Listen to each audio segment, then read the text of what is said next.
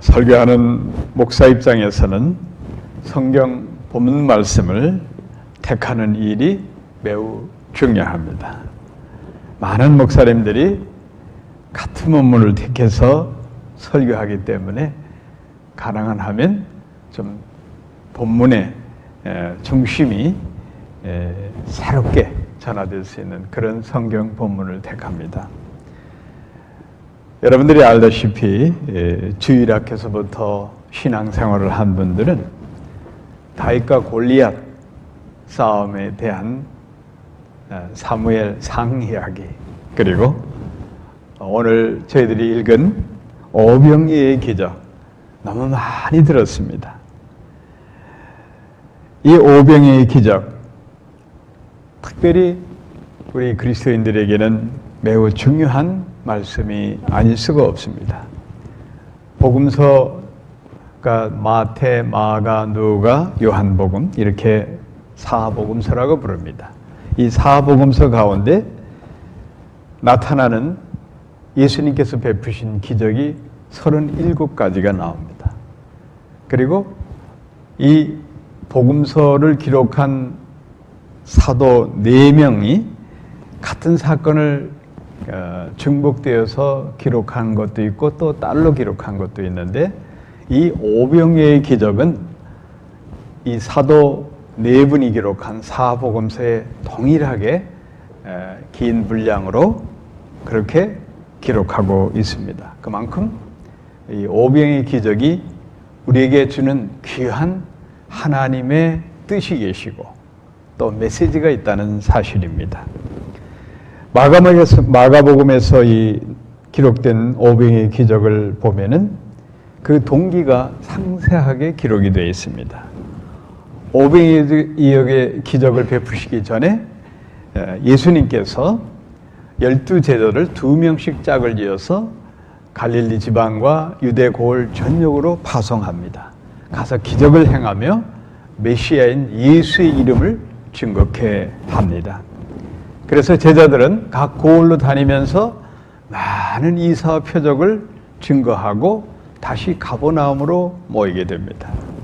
이 가버나움에 왔을 때 제자들은 심신이 아주 지쳐있는 상태예요.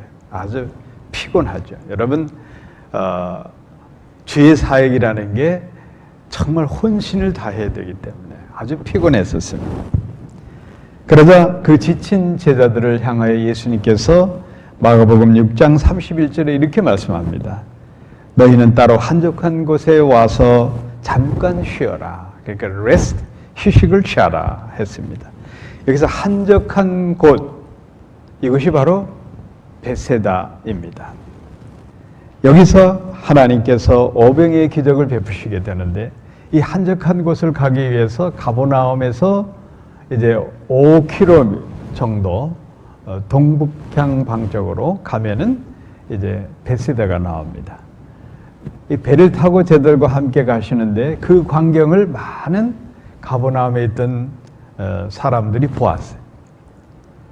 그리고 이 가버나움에 있던 사람들은 그동안 예수님께서 베푼 수많은 기적들 때문에 또 기적을 원하는 거예요. 그래서 예수님과 제자들은 베세다의 한적한 곳에 가서 쉬려고 가는데 이 무리들이 육로로 이 베세다 쪽을 향해서 열심히 달려갑니다. 그래서 사람들이 왜 사람들이 저렇게 달려가자고 하니까 누가 바로 예수와 예수의 제자들이 저것을 가기 때문에 우리도 가서 기적을 체험해야 되겠다. 그 말을 듣고 갑자기 삽시간에 수많은 군중이 빠른 걸음으로 어떤 사람은 달려서 베세다로 가게 됩니다. 그러다 보니 베세다에 모인 사람이 장정만 5,000명이 되는 거예요. 참 유대 전통에서 남성 우월주의가 너무 강해서 그런지 몰라도 장정만 5,000명이, 우리가 오병이 기적을 보면 5,000명이 먹게 되는데, 그 장정만 5,000명이면 와이프를 하면은 어떻게 돼요? 곱하기 2가 돼야 되잖아요. 10,000명. 또 거기에 딸린 자녀들을 한 2명씩만 잡아도 또 한 10,000명 정도 될 거 아니겠어요? 그러니까 한 20,000명 가까이 이 베세다에 모였을 것으로 추정이 됩니다. 그렇게 많은 군중이 모이게 된 원인을 오늘 본문 요한복음 6장 4절에서 이렇게 기록합니다.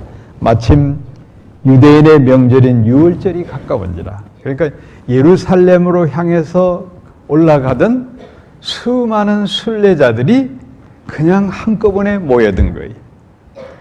그렇게 하고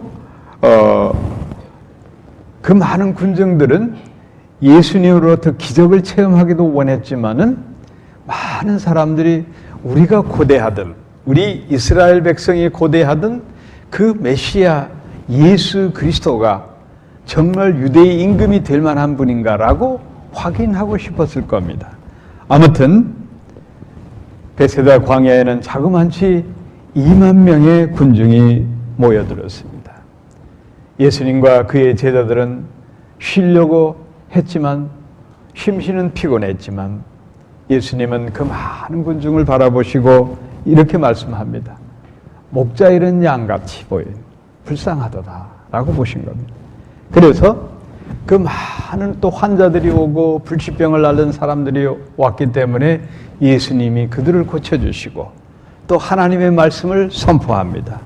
그러다 보니 어느덧 해가 저물었어요. 그러자 제자들이 적잖이 당황합니다. 이거 큰일 났구나. 저 많은 사람들이 해가 지면 배를 쫄쫄 굶고 있었는데 어떻게 하면 좋을까 하고 걱정을 했습니다. 이때 예수님은 빌립에게 이렇게 말씀합니다. 오늘 요한복음 6장 5절에 아주 재미있는 말씀을 합니다.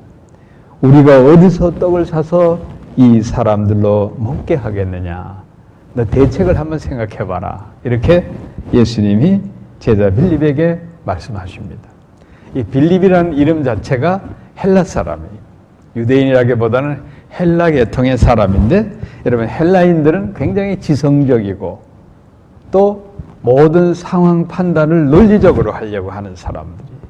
그래서 빌립이 볼 때는 이렇게 대답할 수밖에 없습니다. 선생님, 각 사람에게 조금씩 모아도 저 많은 사람들을 먹이려면 최소한 200데나리온이 필요합니다. 그러니까 빌립은 계산적으로 생각하는 겁니다. 상당히 부정적인 답변을 합니다. 그러자 이때 제자 안드레가 한 아이가 갖고 있던 보리떡 5개와 물고기 2마리를 갖고 와서 여기 있습니다. 이걸로는 부족하지만 뭔가 예수님이 우리에게 배고픔을 해결해 줄 수 있는 그런 작은 일말의 믿음이 있었던 겁니다. 그러자 예수님은 물고기 2마리와 보리떡 5개를 가지고 떡을 들어 축사하셨을 때에 하늘에서 놀라운 기적이 일어납니다. 그 전에 예수님이 100명, 50명씩 그룹으로 앉아서 준비하라고 했어요. 그리고 예수님이 떡을 들어 축사할 때에 하늘에서 그냥 아마도 떡과 물고기가 이렇게 쏟아져 내려왔을 것으로 보입니다. 군데군데 앉았으니까. 그리하여 그 사람들이 여러분 배불리 먹었습니다. 먹고도 12광주리가 남는 그런 기적이 일어났습니다. 오늘 요한복음 6장 6절에 보면 사도 요한은 이렇게 기록합니다. 빌립에게 이렇게 말씀하시면 친히 어떻게 하실 것을 아시고 빌립을 시험코자 하심이라. 이 말씀이 참 중요합니다. 빌립의 마음을 보고 또 옆에 있던 제자들의 마음을 보고 싶었던 겁니다. 저들에게 정말 믿음이 있을까라는 예수님이 시험을 하신 말씀이었습니다. 이 위기를 만났을 때 제자들 가운데서도 대처하는 방향이 다릅니다. 빌립과 안드레는 확실히 대처하는 방향이 달랐습니다. 빌립은 200데나리온으로도 부족합니다. 이렇게 대답하는 거예요. 그러니까 부정적인 답변이죠. 차라리 201데나리온이면 충분합니다. 이 말이 더 아름다울 수가 있는 거예요. 여러분. 우리는 매사에 문제를 안고 또 위기가 닥쳤을 때에 부정적인 견해와 생각에 사로잡히면 앞이 캄캄해지는 거예요. 어떤 위기를 만났을 때 믿음으로 대처할 때에 긍정적으로 바라볼 때 그 일이 해결될 수가 있는 거예요. 빌립은 완전히 인간적 계산을 한 것에 비해서 안드레는 현실의 실정을 직시하고 그 가운데서 문제를 해결하고자 하는 그 일로 어린 아이가 갖고 있던 물고기 2마리, 보리떡 5개를 내놓고 예수님 어떤 해결책을 주십시오. 이렇게 제시를 하는 겁니다. 이게 참 중요합니다. 안드레에게는 작은 믿음이 있습니다. 불가능한 것을 가능한 현실로 일으킬 예수님을 바라봤던 겁니다. 우리가 불가능하다고 모든 것을 문제를 안고 포기해버리면 어떠한 문제 해결도 없고 모든 게 다 끝나고 마는 겁니다. 그러나 믿음의 사람은 위기를 만나거나 어떤 문제가 닥칠 때 그것을 담담하게 받아들이고 내가 할 수 없으면 하나님께서는 하실 수 있다. 그 믿음으로 대처해 가야 되는 겁니다. 빌립은 오늘 보면 그가 계산은 빠르고 모든 게 논리적이었지만은 그러나 결과적으로는 그의 마음 깊은 속에는 불신앙이 있었다는 겁니다. 이 불신앙을 예수님은 꼬집어 주시기 위해서 빌립에게 그렇게 말씀하셨을 수도 있다고 저는 생각합니다. 사랑하는 성도 여러분, 문제 해결할 수 있는 작은 겨자씨만한 믿음이 우리에게 필요합니다. 그 작은 겨자씨만한 믿음이 결국은 기적을 만들어내는 겁니다. 그건 2000년 전 베세다에서 일어난 오병이의 기적의 사건이 아니라 오늘 우리에게도 마찬가지예요. 작은 겨자씨만한 믿음이 내게 닥친 위기를 극복할 수가 있고 그 작은 겨자씨만한 믿음을 통해서 하나님의 기적을 일으키는 그런 역사를 만들어 간다는 사실을 믿으시기를 축원합니다. 오늘 안드레의 그 작은 겨자씨만한 믿음을 우리는 기억해야 됩니다.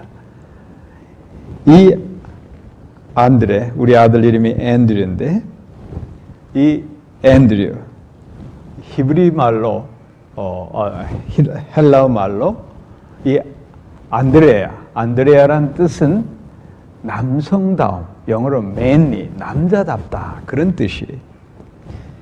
예수님께서 유대계 이름을 가졌던 베드로, 전에 이름이 시몬이었잖아요. 시몬을 페트로스, 반석으로 예수님 이름을 바꿔주신 것처럼 예수님께서 안드레의 이름도 그렇게 의미 있는 헬라 이름으로 바꿔주시지 않았나 생각이 듭니다. 이 안드레는 평생 갈릴리 바다에서 어부 생활을 했던 사람입니다. 그렇지만 베드로와 달리 베드로는 그저 어업에 충실했어요. 생업에 충실했던 사람이고 안드레는 요한복음 1장에 보면은 1장 35절 쭉 내용을 내려다 보면 안드레는 침례 요한의 제자였었어요. 그러니까 영적인 일에 굉장히 관심이 많았던 사람이에요. 그래서 이 안드레는 침례 요한이 예수님을 향해서 요한복음 1장 29절 36절에 보면 보라 세상 죄를 지고 가는 하나님의 어린 양이로다. 예수님이 침례받으러 자기에게 오는 그 모습을 보고 이렇게 외치시는 모습을 보았던 겁니다. 그리고 이 안드레는 저분이 저 예수가 우리 이스라엘 민족이 고대하던 메시아라는 사실, 메시아라는 뜻은 그리스도, 구원의 왕이라는 뜻이 그분인 것을 확실하게 믿었던 거예요. 그래서 안드레는 그 예수를 믿고 그리고 자기 형 베드로에게 전도하는 거예요. 형님, 나와 친구가 메시아를 만났습니다.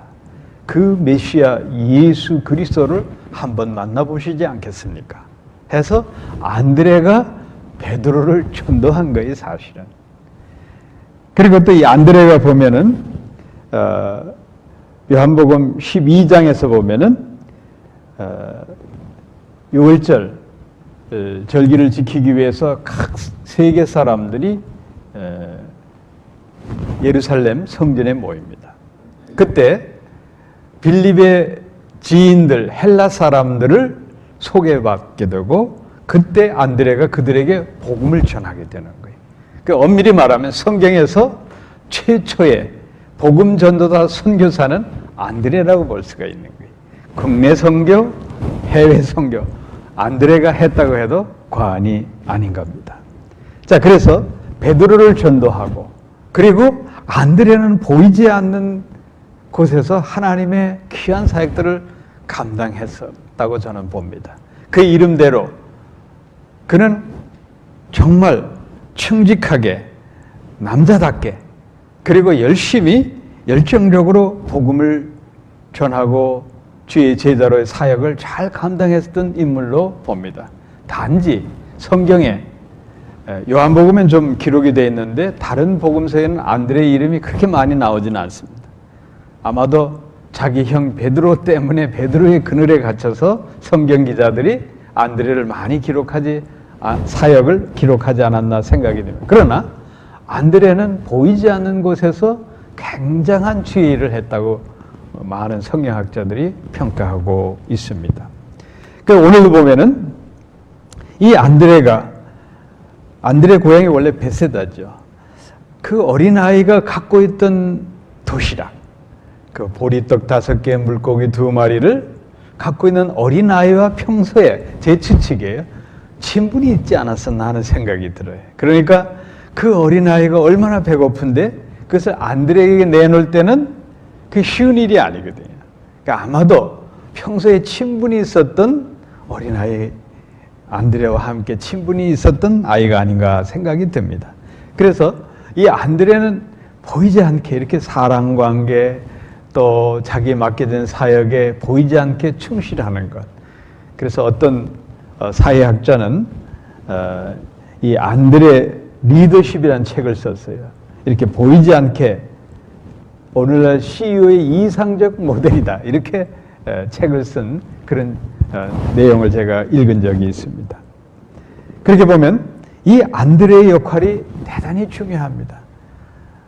남들은 다 포기하고 절망스럽고 힘든 가운데 있을 때 그 예수님을 바라보며 작은 믿음이라도 그 믿음을 가지고 어떻게 하면 하나님의 은혜 가운데 이 어려운 문제를 극복하고 또 하나님의 놀라운 그 역사를 보여주실 것이다. 그렇게 믿고 주님께 간청하는 그 안드레의 모습을 우리는 기억하면서 나에게 그런 믿음이 있는가? 여러분 한번 스스로 점검해 보시기를 바랍니다. 사람은 무엇을 보느냐가 대단히 중요합니다. 이스라엘 백성이 시나이 반도 그 가도 광야길, 풀도 없고 척박한 그 땅, 물도 그저 하나님이 내주시면 마실 수 있는 시냇가도 하나 없는 그런 광야에서 생활할 때 그저 광야만 바라보면 막막하고 절망스러운 것밖에 보이지 않는 겁니다. 그러나 위에 계신 여호와 하나님을 바라보고 모세를 바라보면 소망이 생기는 겁니다. 하나님을 바라보고 모세의 지도력을 따라가면, 그러면 그들이 소망하는 젖과 꿀이 그들에게 주어지는 겁니다. 우리에게는 믿음의 눈이 필요합니다. 오늘 안드레와 빌립이 똑같은 사건을 접하고 그 사건을 바라보고 있는 겁니다. 빌립의 눈에는 절망이, 막막함이, 그러나 안드레의 눈에는 믿음의 눈으로 바라볼 때는 기적이 나타나는 겁니다. 사랑하는 성도 여러분, 우리는 기억해야 됩니다. 우리에게 주어진 작은 것을 내어놓을 때에 하나님 역사합니다. 그 작은 것을 내어놓기 전에 우리 심령 속에 겨자씨만한 믿음이 또한 필요한 겁니다. 겨자씨만한 믿음과 내 정성을 내어놓을 때에 오병이의 기적이 일어난 겁니다. 어린 소년, 이 소년이 오병이의 기적을 만드는 원동력의 역할을 합니다. 나는 이 어린 소년을 생각하면서 참 대단하다라는 생각이 들어요. 우리 초등학교 또 중학교 이렇게 한참 그 나이, 그 정도 나이였을 아이로 보겠는데, 어머니가 맛있는 반찬에다 도시락을 싸주면 점심시간이 그렇게 기다려지는 거죠. 수학 문제 풀고 이런 거 하나도 들어오지도 않고 배가 꼬르륵 꼬르륵 하면서 점심시간이 빨리 돼야지. 그러면 이 맛있는 거 먹어야지. 그 생각밖에 없잖아요. 나만 그런가요? 나만 그냥 먹는 거 좋아해서 그런지 몰라도 어린아이 심정이 그런 심정이에요, 여러분. 근데 이 어린아이가 하루 종일 도시락을 안 까먹었어요, 여러분. 예수님께서 기적을 베푸시고 많은 병자들을 고치시는 그런 놀라운 사건을 너무 감동스럽게 바라보고, 그리고 예수님이 주시는 그 말씀에 은혜를 받고, 그러면서 도시락을 까먹지 않았어요, 여러분. 얼마나 기특합니까? 저는 그래서 예수님께서 마태복음 18장 3절에서 진실로 너에게 이르노니 너희가 돌이켜 어린아이들과 같이 되지 아니하면 결단코 천국에 들어가지 못하리라. 이 말씀이 생각나는 거예요. 그 예수님은 이 어린 소녀의 그 순수한 마음, 그 믿음을 보시고 축사해서 이 어린아이 도시락 하나 가지고 2만 명을 먹여주는 그런 놀라운 사건이 일어나게 되는 겁니다. 보리떡은 가난한 서민의 음식이에요, 여러분. 유대 전통에서 보면 이 보리떡은 가난한 사람들이 먹고 짐승의 모기로 사용할 정도로 그렇게 거친 빵입니다. 그리고 물고기가 나오는데 이 마태, 마가, 누가 이 사도들은 이 물고기를 헬라어로 익두스라고 부릅니다. 그런데 요한복음, 오늘 저희가 읽은 사도 요한은 이 물고기를 옵사리온이라고 기록을 하는 거예요. 차이가 있어요, 여러분. 갈릴리 바다에서 어부들이 고기를 잡으면 큰 거는 광주리에 담아서 판매하는 물건으로 이렇게 구별하고, 그리고 아주 작은 새끼는 다시 물에 넣어서 더 크게 만들고, 그리고 어중간한 그저 좀 중간치도 될까 말까한 그런 물고기는 잡아서 바닷가에 그냥 내놓는 거예요. 그러면 가난한 사람들이 와서 그것을 주워 먹도록. 그래서 가난한 사람들은 어부들이 남겨놓은 그 어중간한 물고기를 소금에 절여서 분재하는 거예요. 그게 오늘 어린아이가 내놓은 그 물고기가 바로 그런 물고기. 이것을 옵사리온이라고 부르는 겁니다. 그러니까 정말 가난한 사람들이 도시락으로 사용되는 그러한 소금 절인 물고기. 이 물고기, 어린아이가 이것을 고이 간직했다. 배고픔을 참고 내놓았을 때에 하나님은 놀라운 기적을 베풀어 주시는 겁니다. 여러분, 기적이라는 것은 그냥 막연하게 구하는 게 아닙니다. 기적이 일어나려고 하면은 그 사건의 현장 속에 간절히 사모하는, 그 사건과 맞부딪히면서 하나님의 능력을 간절히 사모할 때 기적이 일어나는 거예요. 이 어린아이가 모든 것 다 내놓고 안드레와 예수님이 그들을 축복하시고 그 사건 속에서 하늘의 양식으로 오병이 기적이 베풀어지는 겁니다. 사랑하는 성도 여러분, 우리는 분명히 알아야 돼요. 내게 가진 작은 것, 이 작은 것이라 하더라도 그 작은 것에 정성을 다한 그런 예물로 하나님께 바쳐지면은, 하나님 손에 들어오면은 그게 엄청난 축복의 능력으로 나타나게 되는 겁니다.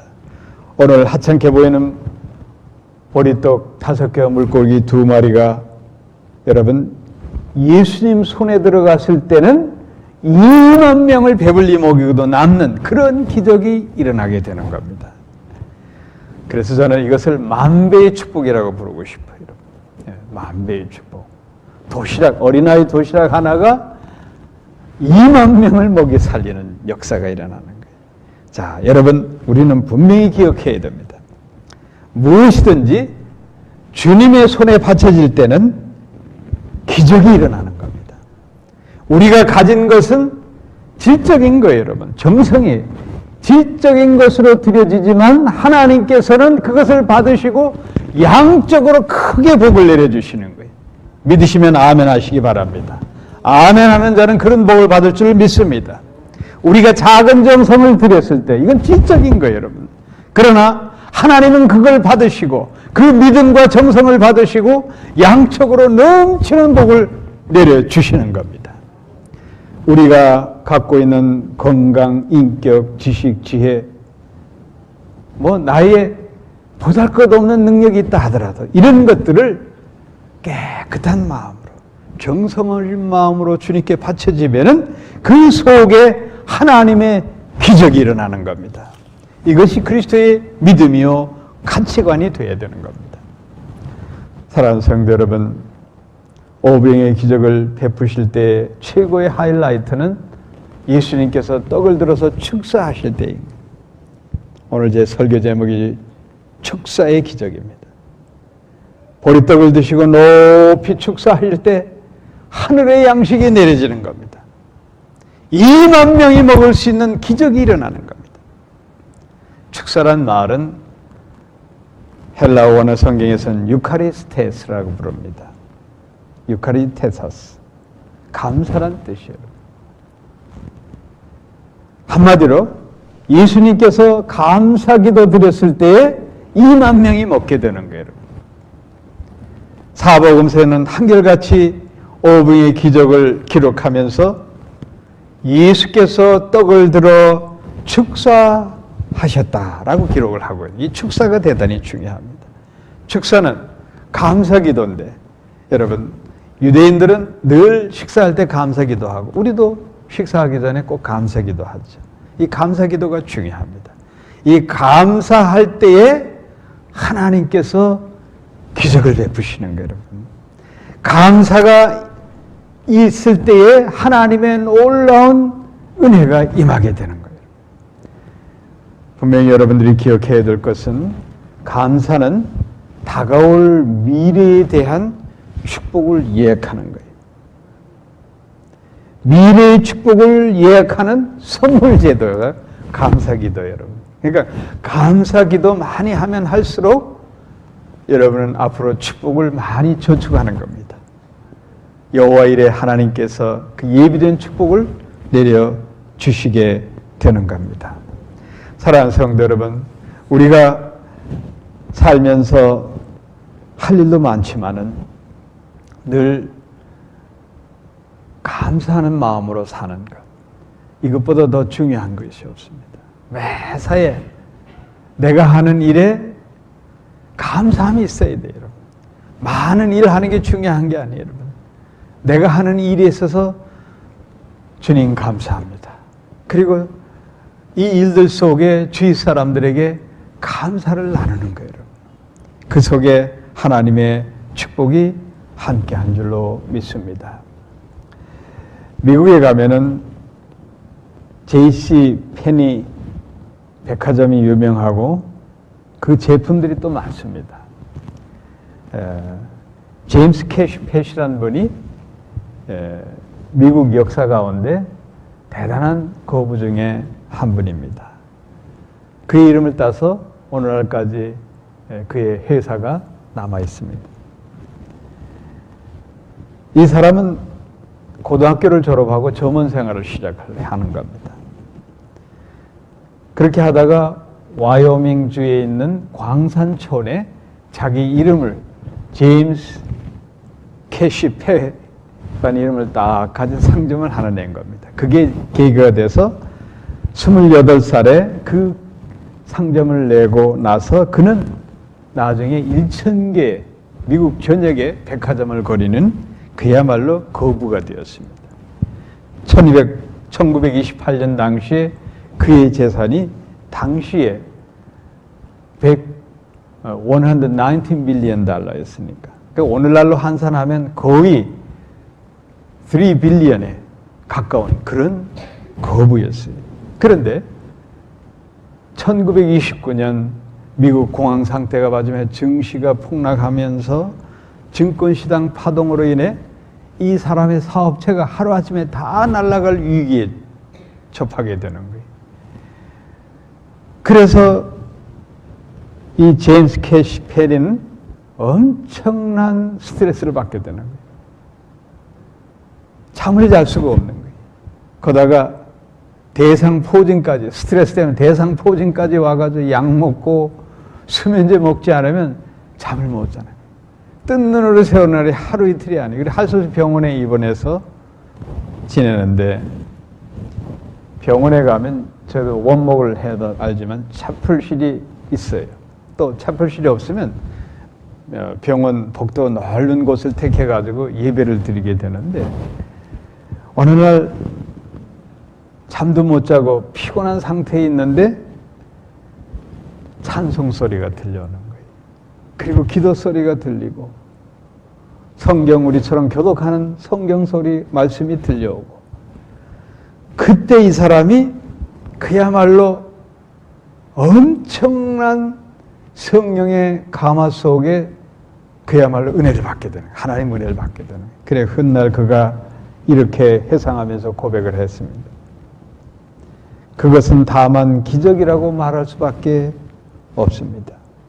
나는 찬송과 성경 말씀과 기도 소리를 들으면서 캄캄한 굴 속에서 서서히 햇빛이 비치더니 나중에는 온 굴 속이 밝아져 마치 지옥에서 천국으로 옮겨지는 그런 느낌을 받았습니다. 라고 고백을 한 거예요. 그러니까 엄청난 스트레스, 정말 앞이 안 보이고 캄캄하고 절망 가운데 하나님을 찬양하는 찬송 소리와 기도 소리에 이 사람이 거듭난 거예요. 그리고 나서 믿음으로 살고자 하고 새로운 인생으로 살고자 하고, 그리고 사업 목표도 성경 말씀에 따라서 예수님께서 너희가 대접을 받고자 하는 대로 남에게 대접하라, 이 말씀을 자기의 사업 슬로건으로 삼았던 거예요. 그리고 사업을 새롭게 시작하면서 먼저 한 일이 뭔가 하면은 플로리다에 100동 건물을 근사하게 잘 지었고, 그 근사하게 잘 지은 이유가 다른 게 아니에요. 은퇴한 목사님들을 여생을 보낼 수 있도록 그렇게 그러한 건축물을 만든 거예요. 이렇게 주의 일로 이 사람이 일을 하니까 그 다음에는 더 많은 축복을 받고 엄청난 부호가 되겠던 겁니다. 자, 여러분, 중요한 것은 우리가 어떤 위기를 만나고 어려움을 당할 때, 여러분, 오늘 본문에 나온 사건대로 해는 저물고 2만 명의 군중이 어떡합니까? 정말 위기 중에 위기. 그때 제자들 가운데 빌립과 안드레는 확연한 차이가 있었던 겁니다. 빌립은 그 현장에 일어나는 사건만 보고 주님을 바라보지 않으니 모든 게 절망스럽고 앞이 캄캄한 거예요. 그러나 안드레는 달랐어요, 여러분. 안드레는 어린아이의 도시락 하나로 예수님께서 축복하시면 이 많은 백성에게 먹을 기회가 있을 것으로 있는 작은 믿음이 있었던 겁니다. 이게 대단히 중요한 거예요, 여러분. 오늘 2000년 전 베세다의 오병의 기적의 사건이 오늘 우리의 사건이 되어야 되는 거예요, 여러분. 내가 어떤 어려운 일을 당하고 문제를 안고 있고 엄청난 스트레스 받을 일이 생겼을 때에 우리는 다른 것 보지 말고 주님을 바라보고 주 예수의 이름을 부르면 됩니다. 사랑하는 성도 여러분, 예수님께서 그 어린아이 도시락을 가지고 축사하고 났을 때에 하나님의 기적이 나타났던 겁니다. 그래서 우리는 늘 이 축사라는 것을 개념을 가져야 되는 거예요. 어떠한 상황에서도 우리는 감사해야 된다. 사도 바울이 데살로니가 전서 5장 18절에서 범사에 감사하라. 이는 그리스도 예수 안에서 너희를 향한 하나님의 뜻이라고 말씀하신 거예요. 이 말씀은 모든 일, 모든 상황, 어떠한 형편에서든지 감사하라는 겁니다. 한마디로 일이 잘 풀릴 때에도 감사하고 환난과 역경을 당해서 일이 꼬이고 힘들 때에도 감사하고. 범사라는 것은 다른 거 아니잖아요.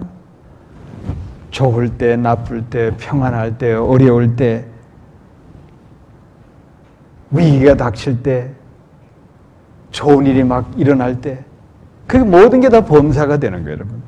그러니까 인생의 온갖 희비가 엇갈리는 그러한 상황에서도 늘 주님께 감사하라. 이 감사하면, 감사를 기도로 드리면 예수님이 축사하신 그 감사 기도의 축복이 우리에게도 동일하게 임할 줄로 믿습니다. 사랑하는 성도 여러분, 오늘 본문 사건을 통해서 우리는 분명히 깨달아야 됩니다. 우리는 어떠한 상황에 있다 할지라도 현실을 직시하고 절망하지 말고 이 내가 안고 있는 문제, 내게 닥친 위기, 이 모든 것들을 주님께 내놓고 기도하면 모든 문제가 해결될 것을 믿습니다. 문제는 기적을 만드는 씨앗이 된다고 여러분 믿으시기를 축원합니다. 문제가 없는 게 더 문제예요, 여러분. 우리 그리스도인들은 모든 환난과 역경을 축복의 기회로 삼아야 되는 사람들이에요. 그러니까 문제는 기적을 창조하는 놀라운 사건으로 변한다는 사실을 여러분 기억하시기를 바랍니다. 예수님께서 2000년 전 오병의 기적을 베푸시던 그 축사가, 그 축복 기도가 여러분의 축복이 되기를 축원합니다. 제가 주의 이름으로, 성부, 성자, 성령의 이름으로 축도할 때에 여러분이 하나를 문을 여는 그 놀라운 위로부터 내준 축복이 임할 줄로 믿습니다. 우리는 주님의 축사를 사모해야 됩니다. 주님께서 우리를 향해서 복 주시고 성부 하나님께 감사 기도 드린 그 축사가 오늘 이 시대를 살아가는 우리에게 절실하게 필요합니다. 여러분의 하루하루 삶이 축복의 그 축사로 넘쳐나기를 축원합니다.